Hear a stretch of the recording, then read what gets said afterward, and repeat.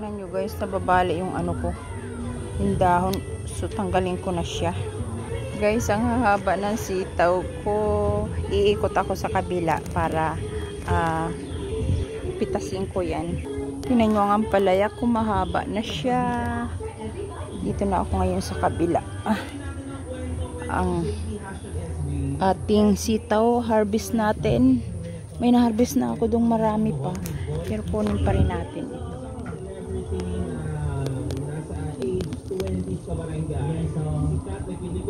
Ito. Dito natin siya. So, ayan. Harvest tayo. Tsaka meron ako. Ayan, tingnan mo guys. Nandito na sa baba siya, oh. Oh, ayan. So, harvestin na din natin siya. Para maisahog natin siya ngayon. Tsaka ito kasi, meron ditong nakalupaypay na sa baba, guys. Gusto ko siyang anuhin, oh. Pag dinidilig ko, ano siya. Yung kanyang, kasi puro bato ba siya, guys. Puro graba kasi yan, eh. Kaya yung kanyang, umuus-us siya. So, gusto ko siyang ganunin. May katabi pa siya, dalawa yan, eh. Oh, ayan. Yan lang guys ang aking pinagkakaabalahan. Dito kapag ganyan, wala akong nabulok na yata yung bunga nun. Ayun, oh. Hindi siya tumutuloy. Bunga ng sili ko. Sa taas ito dati, pero inano ko, ang tawag dito, ibinaba ko siya dyan, nilipat ko siya. Meron din ako guys ditong ayan o, glutinate dito. Tanggalan ko nga ng dahon ito kasi inaano siya nung yung bang insekto na mabaho. Kapag marami siyang dahon, dyan siya nagtatago. Kaya tinatanggalan ko ng dahon yan. Kasi pag maraming dahon, dyan nagtatago yung insect. Ayan, meron pa ditong ang haba na sitaw, nakita ko. Ayun, oh. Yun, nakita nyo guys yun. Pero doon ako iikot sa kabila para doon ko na siya kunin. Kasi may dito. Ayan, may tubig.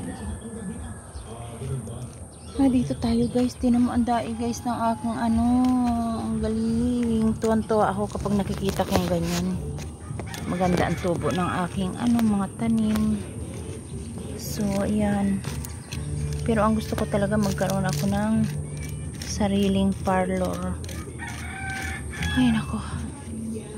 Hindi ko alam. Sana tumama ako sa loto para makapagpatayo ako ng sarili kong parlor sa tabing kalsada. Kasi kapag dito lang sa bahay ko, mahirap ng customer na hindi ka naman kilala. Pero kung doon ka sa labas, sa tabing highway, kahit hindi ka kilala, pwede nilang puntahan, diba? Ganun. Ayan, inayos ko lang yung ng puno ng mga sitaw ko kasi umaano siya, parang nabubunot ba guys, kasi hindi marami kasi siyang graba, kaya ganun. Tingnan mo guys, yan ang dami, pati okra yan, oh.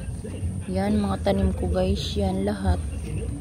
Ayan, sitaw, okra, sitaw, sili, ganun.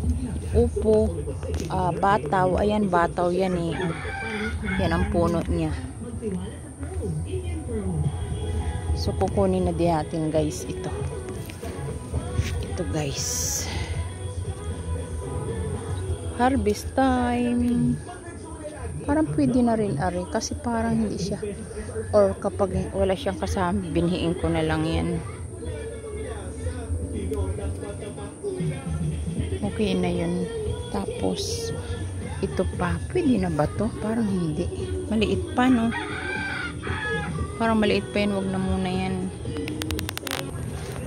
Ito guys, meron pa dito, umikot na lang ako, pero dito ko na lang siya kukunin. Ayan guys, oh, ang haba. Pinilipit ko na lang siyang ganun. Mahirap yun. nakuha ko na rin yung isa. Yung ibang mga kasama nandoon na. Hindi ko alam guys, ba't hindi natuloy yung upo ko. Ganun, nakakainis. Ayan, pag bumunga siya, hindi siya tumutuloy guys. Tingnan nyo nga yung bunga niyan. Ang tagal na niya na ganyan. Oh. Pero hindi siya guys nalaki. Ayan, kita nyo yan. Ganyan siya. Ganun lang. Ilang linggo na ganun pa rin. Ayan na guys, ang na-harvest ko sa aking garden. Ang lalaki. Ayan. Isang ulam ko na yan guys for me. Because I'm alone. So, this is enough for me. Igigisa ko siya with chicken. So, okay na yan for me. So, that's all for now. And thank you for watching everyone. See you for my next video. Please like and share. Pakihit na rin yung button bell.